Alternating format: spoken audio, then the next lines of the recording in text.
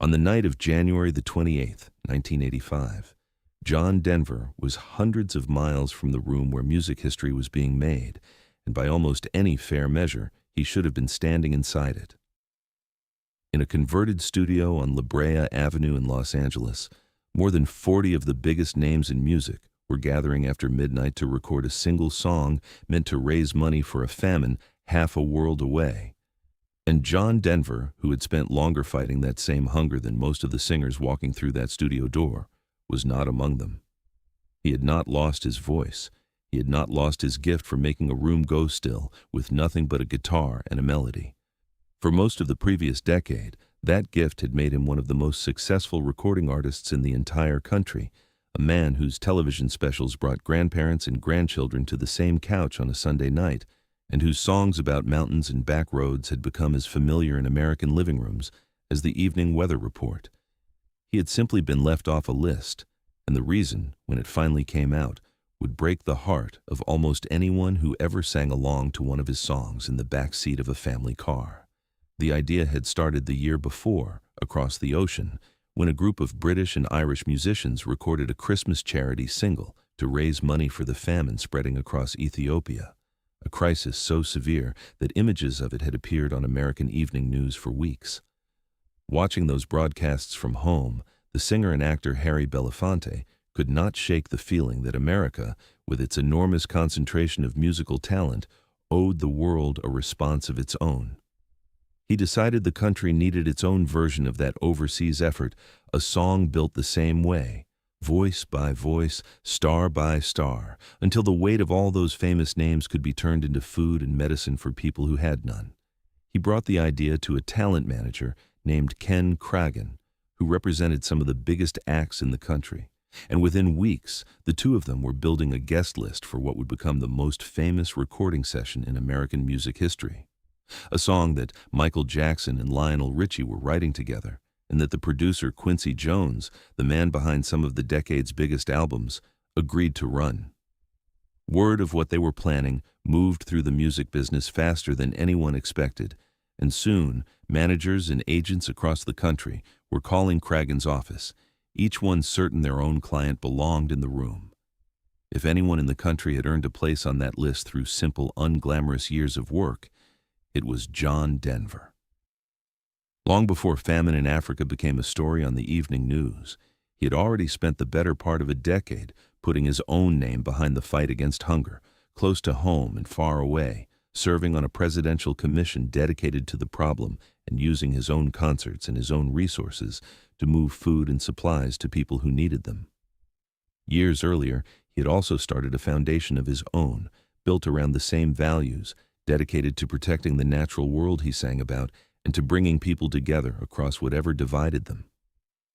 The United Nations Children's Fund, the agency known around the world simply as UNICEF, thought so highly of his commitment to children everywhere that it chose one of his own songs as its official anthem, a small but telling sign of how far his reputation for sincerity had traveled beyond the record charts. He had done this quietly, without turning it into a headline, the same way he wrote his songs, because he believed the work mattered more than being seen doing it. By 1985, he had also sold tens of millions of records, filled arenas across 3 continents, and given the country some of its most beloved television specials, the kind families gathered around a single screen to watch together. On paper, there was no artist in America with a stronger claim to a seat in that studio. But the guest list for that January night was never really built on paper. It was built in a matter of weeks under enormous pressure by a small handful of people trying to turn an overwhelming wave of interest into something that would actually fit inside one recording studio. Ken Kragen later admitted the whole process nearly spun out of his hands. He had tried to hold the number of singers to a tight, manageable group, something close to 30, and instead watched it grow past 40 as word spread and the calls kept coming, until in the end, he and the others had to say no to nearly 50 performers who wanted in. John Denver's name came up early, and Kragen would say years afterward that turning him away was one of the hardest calls he ever had to make. Some of the men in the room felt that Denver's image, the wire-rimmed glasses, the gentle, wholesome persona built across a decade of Sunday night television, would not sit comfortably next to a song meant to sound like a modern rock and roll anthem, the same clean-cut look that had once made him a welcome guest in every living room in America, now working against him in a room full of leather jackets and sunglasses. Kragen did not agree with that reasoning. He said so at the time, and he said so again years later. But he was one voice among several, and on that particular call, he lost. It is also fair to say, in the interest of telling the whole truth, that by 1985, the radio landscape had genuinely shifted beneath him. The charts that had once belonged almost entirely to him in the 1970s were now shaped by a newer, more visual kind of pop stardom, built around music television and a certain polished urban cool that had very little to do with mountain air and acoustic guitars. Some of the men choosing the guest list that January were not weighing Denver's decade of good work at all. They were picturing how a single frame of concert footage would look on the same broadcast as Michael Jackson and Bruce Springsteen. And in that narrow, image-driven calculation, a soft-spoken singer in wire-rimmed glasses simply did not fit the picture they were trying to paint. That night at the studio, the room filled with more famous faces than most awards shows could gather in a decade. Many of the singers had come straight from a televised award ceremony held earlier that same evening, still dressed for the cameras, and now found themselves standing shoulder to shoulder under a hand-lettered sign asking everyone to leave their ego at the door. Folding chairs had been arranged in a loose semicircle, and taped beneath each one was a small card marking the exact line its owner would sing, so that even the biggest names in the room would know precisely when their moment came. Stevie Wonder was there that night. So was Ray Charles. Cameras rolled as the group worked through the small hours, take after take, building toward a chorus that would eventually be heard in almost every country on earth, the session finally wrapping in the pale light of early morning. It was, by any measure, a remarkable night, one that would go on to raise tens of millions of dollars for people who badly needed it. And somewhere outside that circle of famous faces, up in the quiet of his own life, John Denver spent that same night the way he spent most of his nights that winter, working and waiting, like everyone else in America, to hear how the song had turned out. He did not find out he had been left off the recording from a phone call or a letter of explanation. He found out the way most of the country did, when the song and the story behind it became public, and his name simply was not part of it. 10 years later, writing his own life story in a book he called Take Me Home, he finally set the record straight in his own words, in a chapter otherwise devoted to the causes and the people he loved most.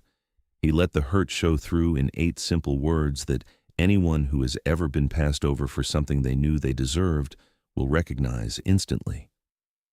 "It broke my heart not to be included," he wrote, and he did not dress the sentence up with anger or blame. He did not name the men who made the call, and he did not ask his readers to be angry on his behalf. He simply told the truth, the way he had always told the truth in his music, plainly, and without pretending it did not sting. Have you ever worked hard at something for years, quietly, without asking for credit, only to watch the recognition go to someone else in the room? Tell us about it in the comments below, because John Denver's next move is the reason this story is worth telling at all. He did not call a press conference. He did not go on television to argue his case or write an angry letter to the men who had made the decision, or let the disappointment leak into his music the way it might have for a less generous man. Instead, he went back to the work he had already been doing long before that January night and kept doing it long after, showing up at hunger relief events, meeting with farmers and aid workers, giving his own time and his own resources to the very cause the famous new song was raising money for. Friends who worked alongside him in those years remembered a man who almost never brought the subject up himself, and who, when it did come up, waved it away and steered the conversation back toward the people who actually needed help. Being left out of one room had not changed what he believed the work was for. 5 months after that January night, while the song recorded without him was already climbing the charts and filling television screens across the country, John Denver traveled somewhere almost no American musician had been allowed to go in years. He had been invited by a union of Soviet composers to give concerts in 3 cities behind what was still, at that point in history, one of the most closely guarded borders on Earth. He sang in Leningrad, in the old Estonian city of Tallinn, and finally in Moscow itself, becoming one of the very first American performers the Soviet public had been permitted to see in half a decade. The crowds did not always know his songs at first. Some sat quietly through Rocky Mountain High and Sunshine on My Shoulders, unsure whether they were even allowed to clap along to an American voice in that hall. But John Denver kept returning in the years that followed, again and again, because he believed a simple song could open a door that had been closed for a very long time, and because being shut out of one glittering room in Los Angeles had never once made him doubt that the larger work, the work of bringing people together, was still worth doing. What makes the story sting even more, and what makes it something other than a simple case of being overlooked, is that the man responsible for saying no never stopped feeling the weight of that decision. In an interview not long after the record came out, Ken Kragen was asked how anyone could justify turning away an artist with Denver's record on the issue. His answer became one of the most quoted lines connected to the whole project. "How do you turn down someone who has spent years fighting world hunger?" he said, admitting there was no clean way to explain the choice they had made. He would go on, in later years, to call Denver the hardest name on the whole list to cross off, a small, honest confession from a man who had helped build one of the most celebrated charity records of the century, and who still, decades later, could not fully make peace with the one name he had let go. It is a strange kind of ache for a person to carry, the memory of being the one voice in the room who thought a decision was wrong and still had to watch it go the other way. Kragen carried that particular memory for the rest of his career, bringing up Denver by name almost every time anyone asked him about the choices behind that famous session, long after most of the details of who sang which line had faded from public memory. None of this happened because anyone in that room doubted John Denver's talent or doubted his heart. It happened because a project built almost overnight, under a deadline measured in days rather than months, had to make dozens of quick, imperfect judgment calls about image and sound, and who would look right standing where. Nearly 50 performers were turned away that January, some with careers every bit as celebrated as the men who did make it into the studio.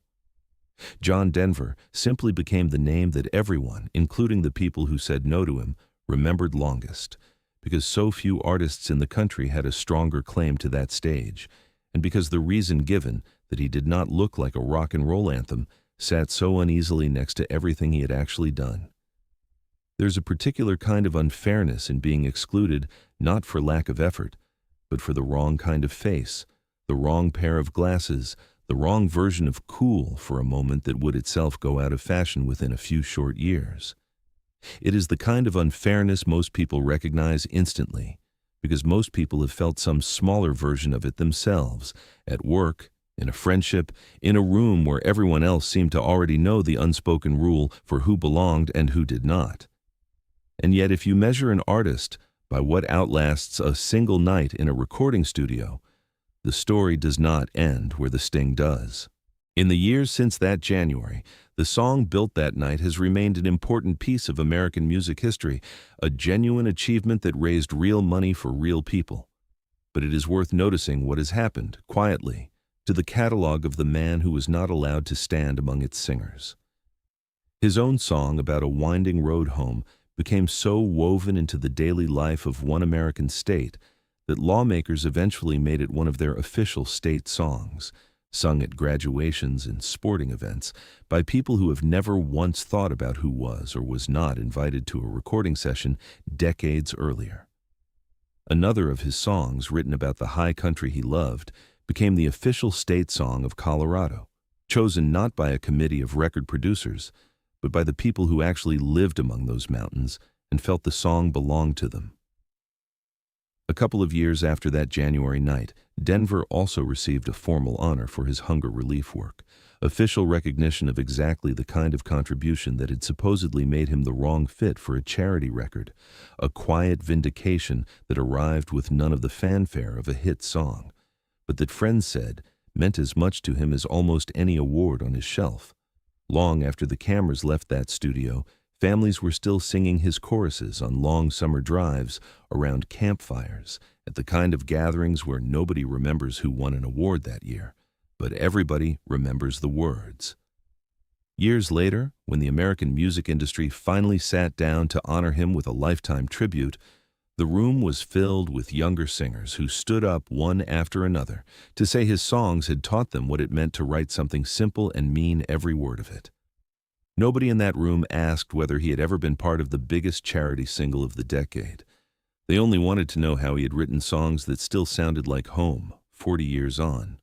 Late in his life, when a reporter asked him how he thought about all the causes he had attached his name to over the years, John Denver did not talk about the night he was left out of anything.